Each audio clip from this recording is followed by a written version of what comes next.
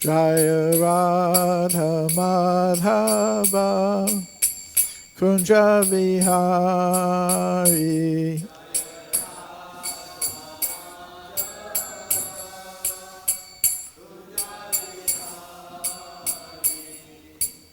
Gopi Jana Vallabha Girivardhari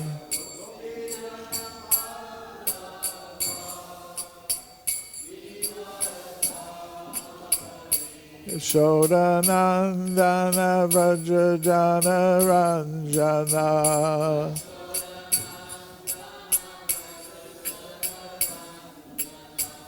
Yamuna Tira Vanachari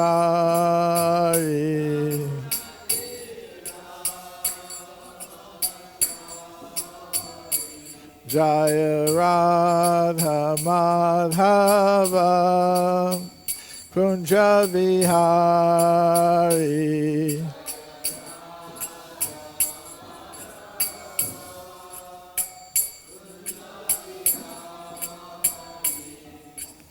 Gopi Jana Vallabha Girivardhari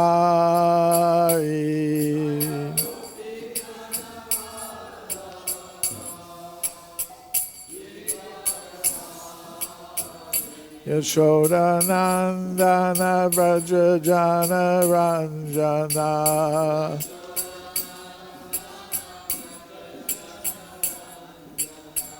Yamuna Tira Vanachari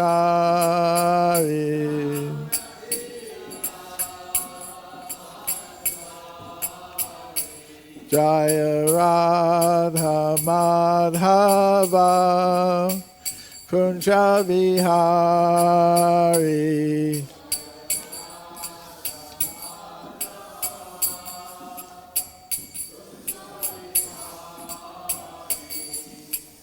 Gopi Jana Vallabha Girivardhari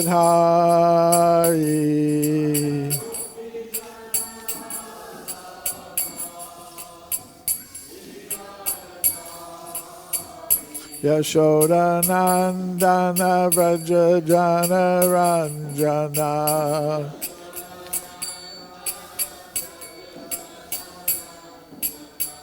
Yamuna Tira Vanachari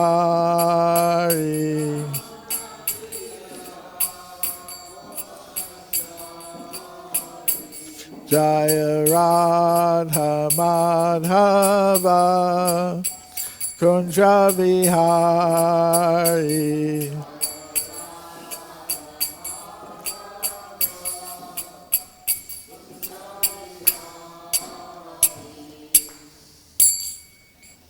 Jayam Vishnupad Paramahamsa Parvajapacharya Ashitara Sattva Sri Sri-Madhu Siddhanta Sri Bhakti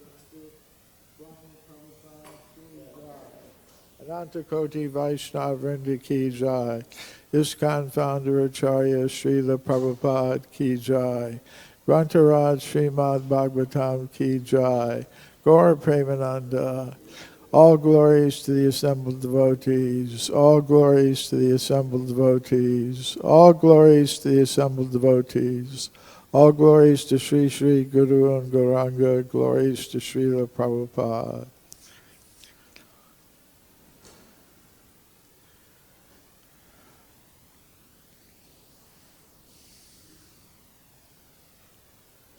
Om Namo Bhagavate Vasudevaya.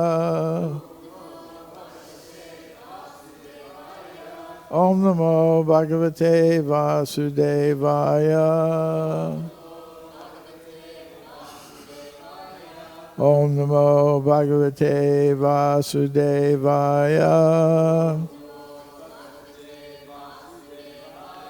Srimad Bhagavatam, Canto 3, Chapter 28, Kapila's Instructions on the Execution of Devotional Service. Text 1.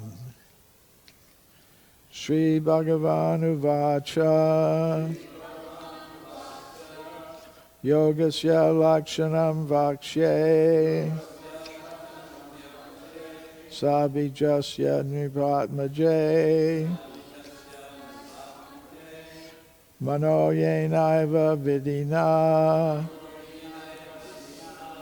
prasannaṁ yāti sat-patham śrī-bhagavān uvāca yogasya lakṣaṇaṁ vakṣye sabījasya nṛpa-ātma-je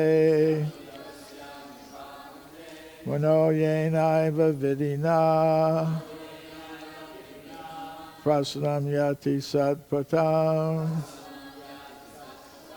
śrī-bhagavān uvāca yogasya lakṣaṇaṁ vakṣye sabījasya nṛpa-ātma-je mano yenaiva vidhinā prasannaṁ yāti sat-patham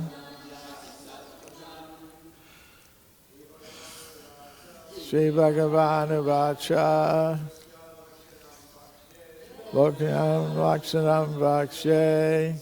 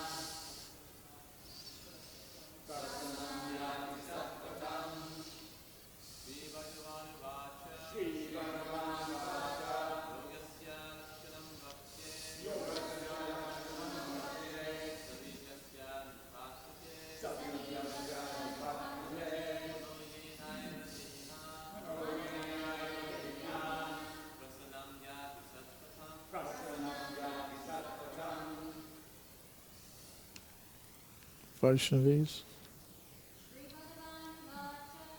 Bhagavad uvāca yogasya lakṣaṇaṁ vakṣye nṛpa-ātma-je yenaiva vidhinā sat-patham śrī-bhagavān uvāca yogasya lakṣaṇaṁ vakṣye sabījasya nṛpātmaje mano yenaiva vidhinā prasannaṁ yāti sat-patham śrī-bhagavān uvāca. The Personality of Godhead said, yogasya, of the yoga system, lakṣaṇaṁ, description, vakṣye, I shall explain, sabījasya, authorized, nṛpa-ātma-je, O daughter of the king, manaḥ, the mind, yena, by which, eva, certainly, vidhinā, by practice, prasannam, joyful, yāti, attains, sat-patham, the path of the absolute truth. Translation and purport by His Divine Grace A.C. Bhaktivedanta Swami Prabhupada. Translation. The Personality of Godhead said, My dear mother, O daughter of the king, now I shall explain to you the system of yoga, the object of which is to concentrate the mind. By practicing this system, one can become joyful and progressively advance toward the path of the absolute truth. Purport. The yoga process explained by Lord Kapiladeva in this chapter is authorized and standard, and therefore these instructions should be followed very carefully. To begin, the Lord says that by yoga practice, one can make progress toward understanding the absolute truth, the Supreme Personality of Godhead. In the previous chapter, it has been clearly stated that the desired result of yoga is not to achieve some wonderful mystic power. One should not be at all attracted by such mystic power, but should attain progressive realization on the path of understanding the Supreme Personality of Godhead. This is also confirmed in Bhagavad-gītā, which states in the last verse of the 6th chapter that the greatest yogi is he who constantly thinks of Kṛṣṇa within himself, or he who is Kṛṣṇa conscious. It is stated here that by following the system of yoga, one can become joyful. Lord Kapila, the Personality of Godhead, who is the highest authority on yoga, here explains the yoga system known as Ashtanga Yoga, which uses 8 different practices, namely yama, niyama, asana, pranayama, pratyahara, dharana, dhyana, and samadhi. By all these stages of practice, one must realize Lord Vishnu, who is the target of all yoga. There are so-called yoga practices in which one concentrates the mind on voidness or the impersonal, but this is not approved by the authorized yoga system as explained by Kapiladeva. Even Patanjali explains that the target of all yoga is Vishnu. Ashtanga Yoga is therefore part of Vaishnava practice because its ultimate goal is realization of Vishnu. The achievement of success in yoga is not acquisition of mystic power, which is condemned in the previous chapter, but rather freedom from all material designations and situation in one's constitutional position. That is the ultimate achievement in yoga practice. Om Jnana-Timrandasya Gnananjana Shalakaya Chakshurunmilitam Yena Tasmai Shri Gurave Namaha. Shri Kṛṣṇa Chaitanya Prabhu Nityananda Shri Advaita Gadadhar Shri Vasudeva Gaur Bhaktivinoda. Hare Kṛṣṇa, Kṛṣṇa Kṛṣṇa, Hare Rama, Hare Rama, Rama Hare Hare.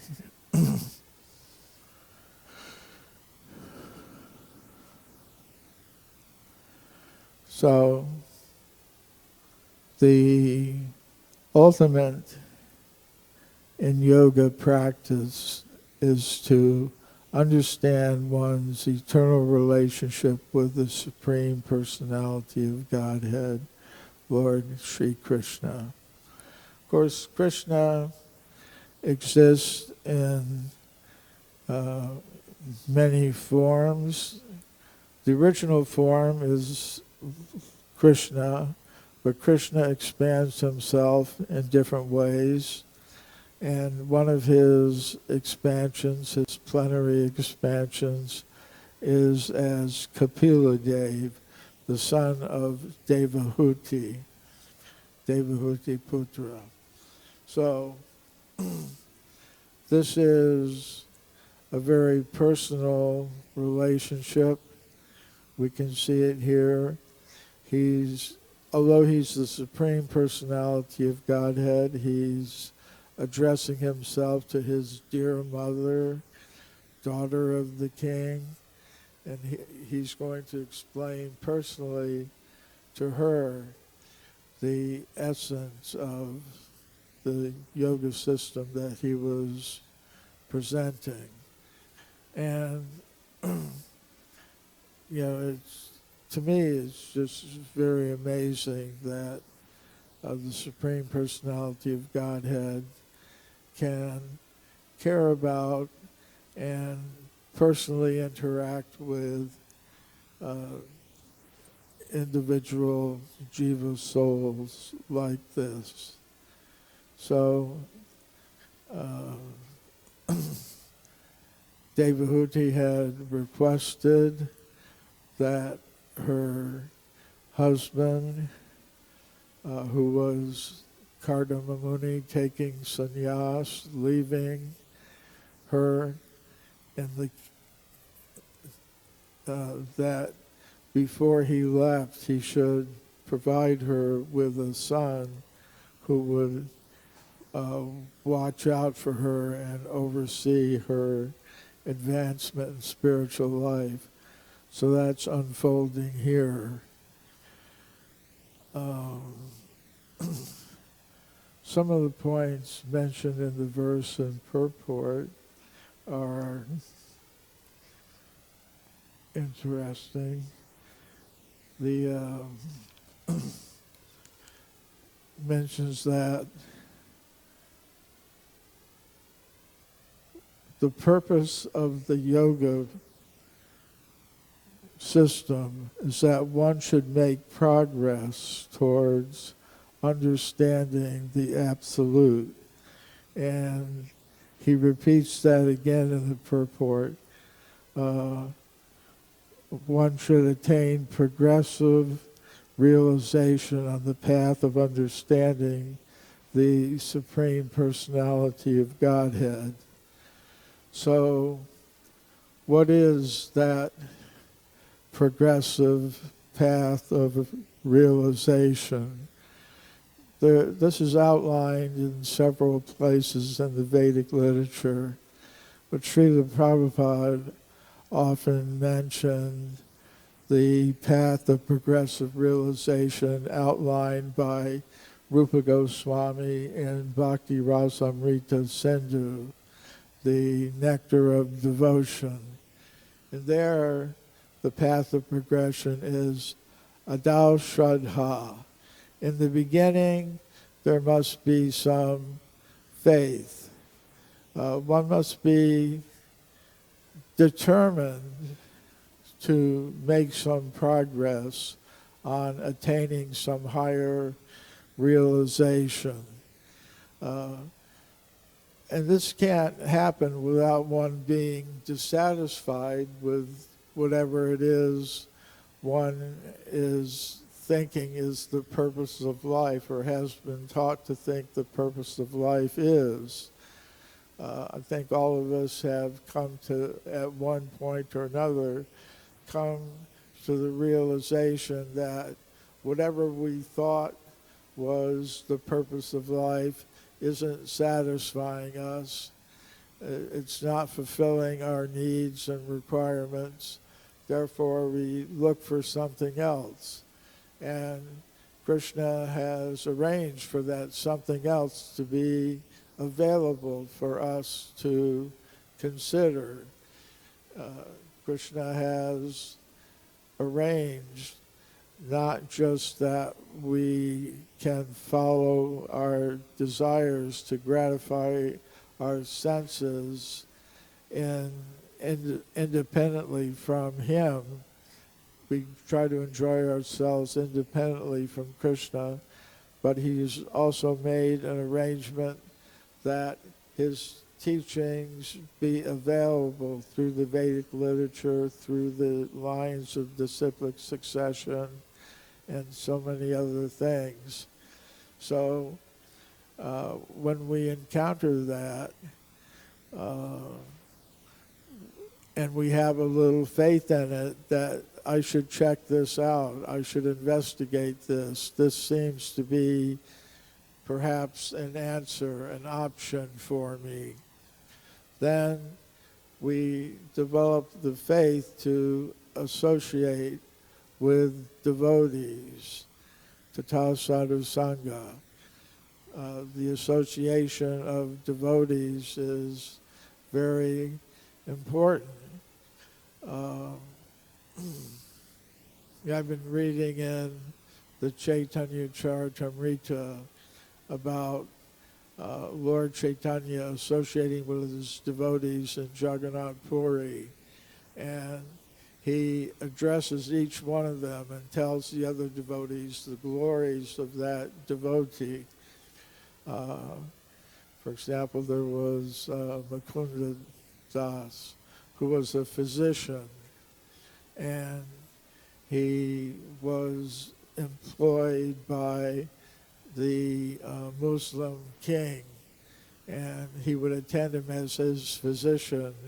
But one day when he was in the presence of the king, he happened to see a peacock feather somewhere, and he immediately went into a state of trance and ecstasy, meditating upon Lord Kṛṣṇa. And he was on a stage or a platform, and he fell off and fell onto the ground unconscious.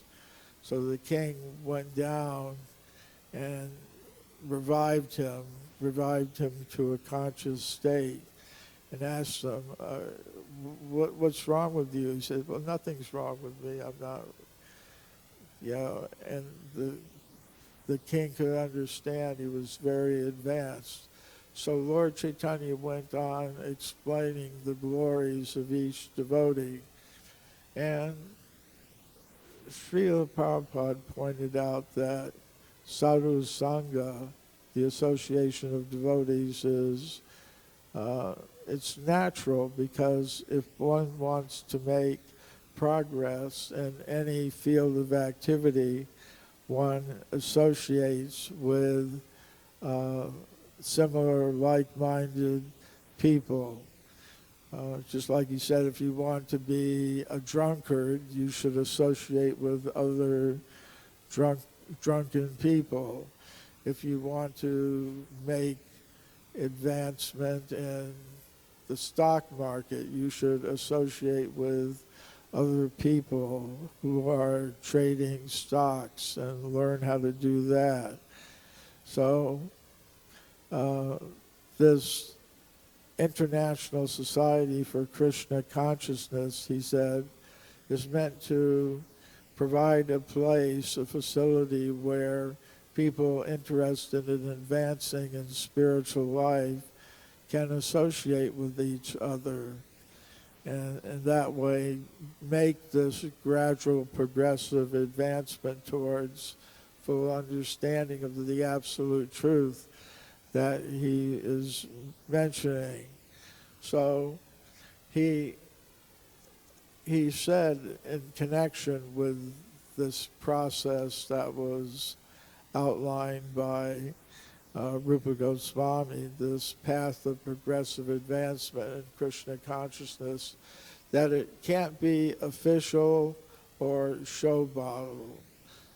In other words, one can't say, well, just because I come here officially, it's enough, or that one makes some show of identifying with devotees.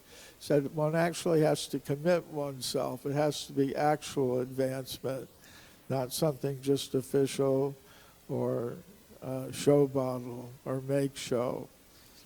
So if one associates with devotees, then the next stage is bhajana kriya, which means one takes up the activities of the devotees, follows their example.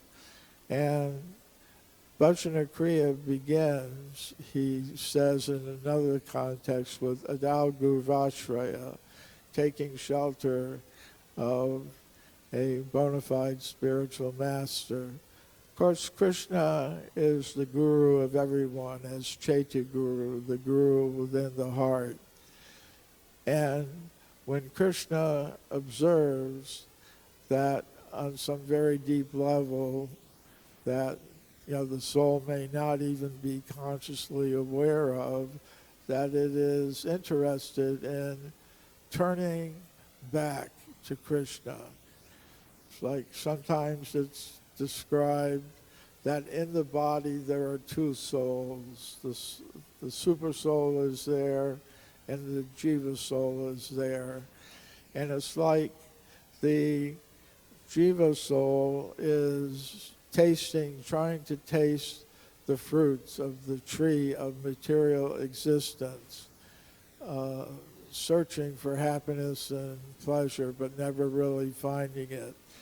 And then the other bird, Kṛṣṇa, as the super soul, is simply waiting for that jiva soul to turn away from attempting to enjoy the fruits of material happiness and suffer in consequence the pains of material existence. He's waiting for that soul to turn to him, and then Kṛṣṇa makes an arrangement that the soul receives instruction from him within the heart, and then Kṛṣṇa manifests himself externally in the form of the different types of spiritual masters, the Vartma-pradarshika guru, the guru who first draws one's attention to the path of Kṛṣṇa consciousness. I can remember my Vartma-pradarshika guru. I was thinking about joining the Kṛṣṇa consciousness movement, but then I decided, well, no, I won't do that. I had a copy of Bhagavad-gītā, I had read it, but Kṛṣṇa consciousness was an option for me. But I decided, no, I'm going to go to Key West and hang out there for a while. So I was hitchhiking from New York down south to Key West. I was in North Carolina, and I was hitchhiking with someone. They dropped me off, and I was reaching for my backpack and guitar, and the person sped off with it. There's alone on the highway with my passport, my money, everything that belonged to me gone. I thought I had read in the Bhagavad-gītā somewhere that when Kṛṣṇa is merciful to someone, he'll take away all their possessions. Harishye tad janam, yasya hamari grinami, harishye tad janam shanai. If I'm merciful to someone, I'll take away all of their wealth, opulences, everything, so that they're just alone. They got no other choice but to surrender. So I walked into the town, I think it was Charlotte, and I found some kind of hippie aid center or something, community center, and they said, you can stay here for one night, and then tomorrow morning we'll let you use our phone and you can make one phone call. So I did that, and I called the D.C. temple, Washington, D.C. temple, and the wife of the temple president, her name was Mriganetri. I said, I'd gotten a book, Bhagavad-gītā, and I was thinking about joining a temple, but then I decided to go to Key West, and I was robbed, and everything was taken. And she said to me, okay, here's what I want you to do. You put the phone down, You go out to the highway, you hitchhike to Washington, D.C., to 1921 F Street, wherever the temple was, and you come here. You don't stop until you get here. And so I followed that instruction from my Vartma Pradarshika guru, and I never left. So, Bhajana Kriya, taking up the activities of devotional service that one learns about by associating with the devotees and having a little bit of faith. And the result of Bhajana Kriya is anartha-nivritti. One becomes purified of the things that are obstructing one on the path of pure devotional service. And there are lots of things that can obstruct us. On the very most simple level, they're the regulative principles. Eating, don't eat meat, fish, or eggs. Don't gamble. Don't take intoxication. What is left? Illicit sex. Yeah, don't engage in that. So one can gradually become free of those tendencies. And then there are more subtle things that are more directly connected with devotional service, the main practice of which is chanting the Hare Krishna mantra.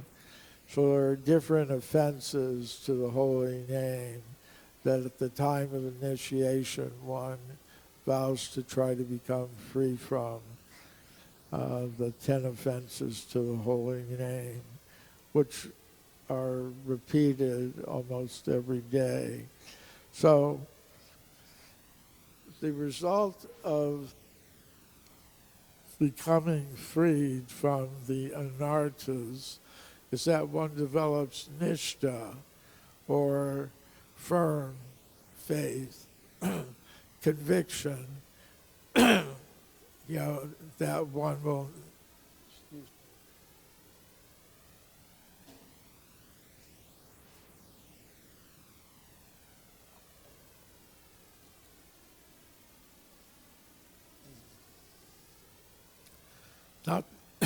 not simply this initial faith that I will check this out. I have enough faith in this to check this out, make the experiment. One becomes convinced, I've made the right decision. One becomes determined to follow the path to the very end. And the result is that things that may have seemed distasteful or difficult in the practice of bhakti yoga, one develops ruchi, a taste for them, that this is actually fun, this is actually enjoyable. And that's what Lord Kapiladeva is saying, this practice is joyful. So, and one not only develops a taste, one actually becomes attached, asakti. Means one becomes attached to it. And then from there, what is the next one? Ruchi, asakta, bhava. Yes. Asakta. And then bhava. Bhava means one begins to develop love for Kṛṣṇa. It's the preliminary station of love for Kṛṣṇa.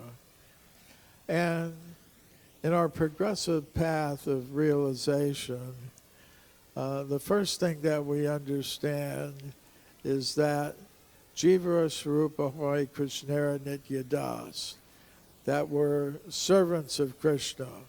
What kind of servant we actually are, that becomes revealed in the next stages. So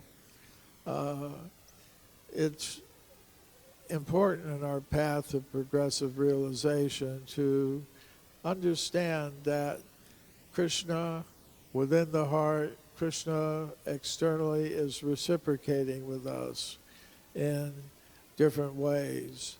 When we're given a service by our instructing spiritual masters, our initiating spiritual master, their authorized representatives, we should understand that Kṛṣṇa is giving us a step to take on the progressive path of devotional service.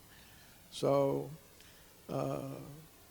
actually, when I first got a copy of Bhagavad-gītā and I opened it up, the first thing I saw was this painting of a person on a staircase, and the stairs were going up and down. The stairs going down, he was being dragged down to by lust, anger, and greed to a hellish life.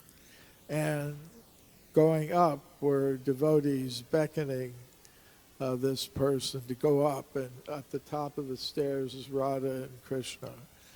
So we're going to have to take steps.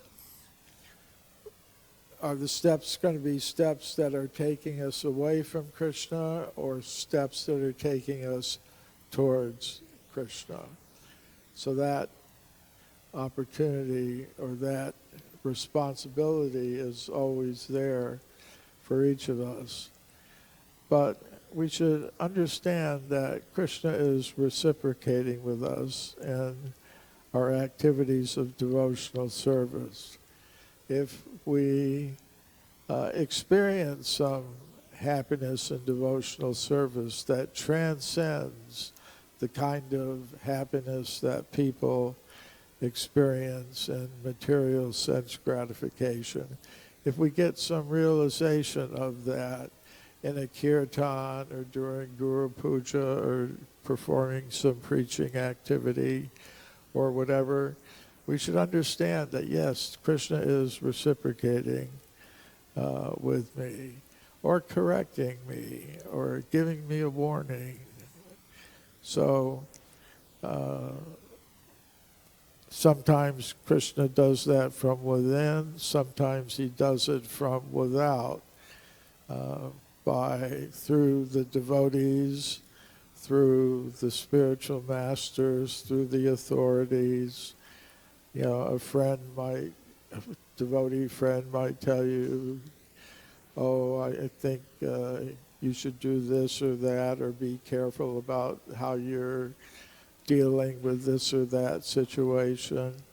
So confidential dealings among devotees.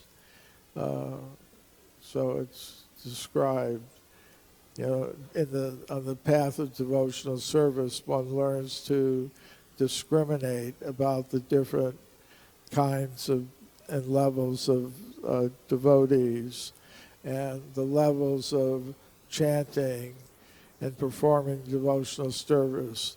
There's the offensive stage, there's the clearing stage, there's the pure stage.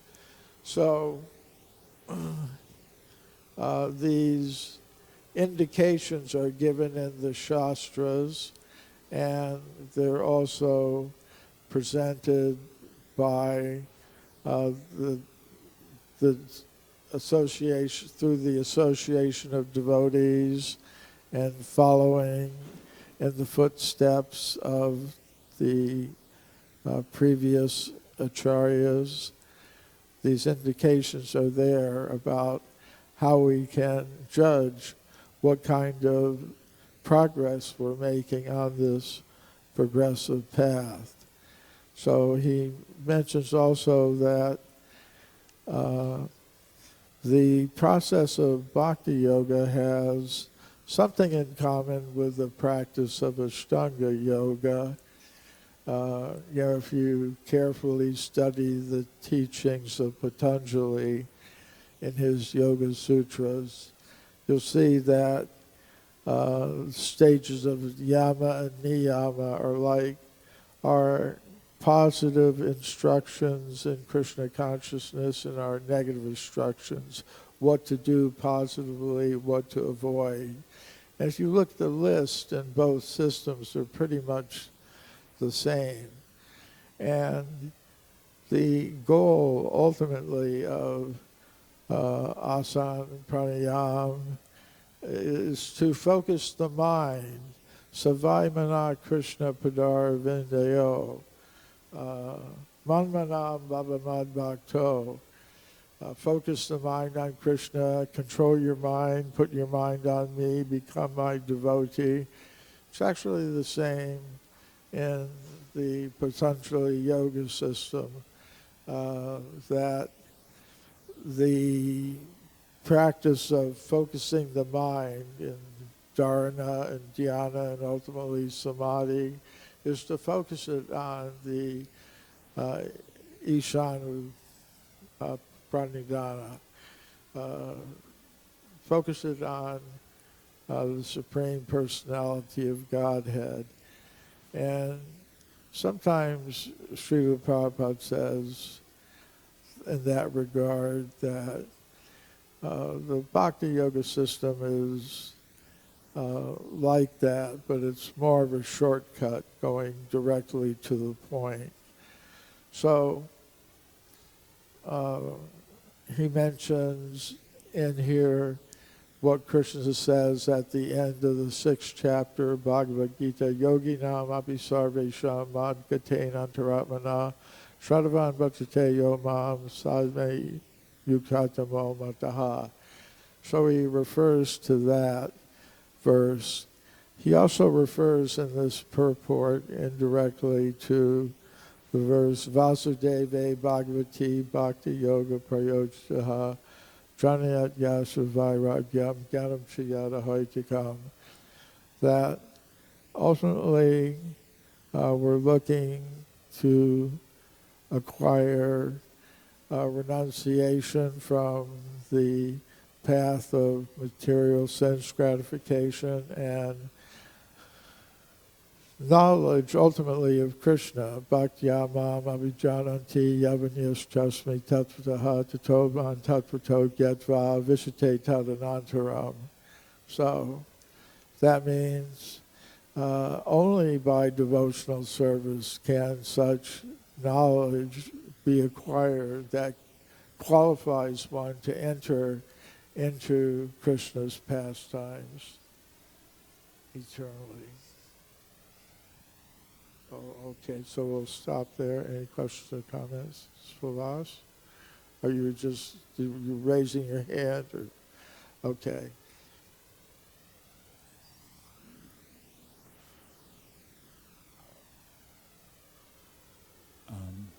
Why is Lord Kapila bothering to embark upon a description of the Ashtanga yoga system to his mother? You, just for instance, in your class, just described that there's a parallel system, Bhakti Yoga, which is superior, more practical, everything. So why is he even bothering to describe that yoga system? It's unnecessary, it seems. I don't know that he's not presenting the system of Bhakti Yoga.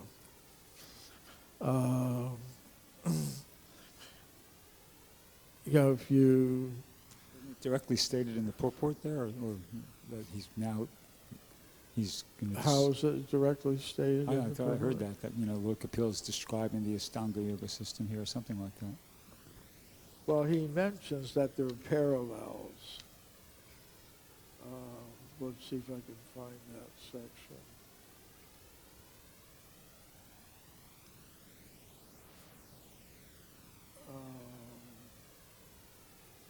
It is stated here that by following the system of yoga, one can become joyful. Lord Kapila, the personality of Godhead, who is the highest authority on yoga, here explains the yoga system known as Ashtanga Yoga, which comprises 8 different practices, namely yama, niyama, etc. By all those stages of practice, one must realize Lord Vishnu, who is the target of all yoga. There are so-called yoga practices in which one concentrates. So he's making a distinction that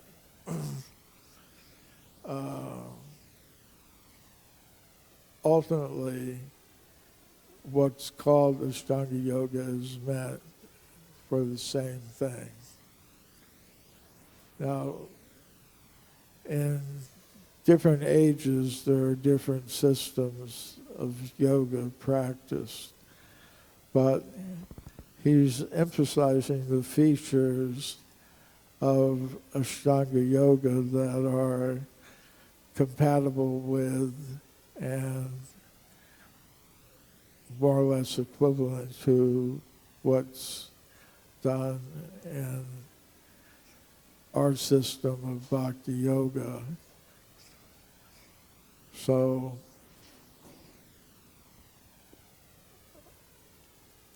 ultimately, as I said, there are parallels, and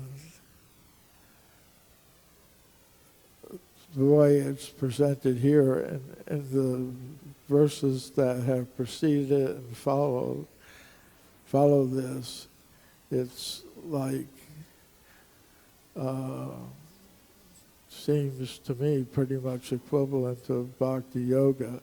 So, stated in different yugas and different times, there are different versions of spiritual practice that are recommended. Kriteya Jayito Vishnu, Traityam Yajato Makai, Dvaparar Paricharyayam Kalau Tadhari Kirtanat. So, and this is in a different yuga, a different Manvantara period. I think it's the Satya Yuga that they're involved in.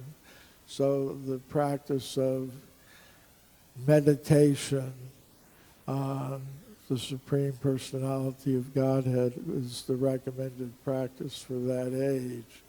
In the next age, sacrifice is recommended.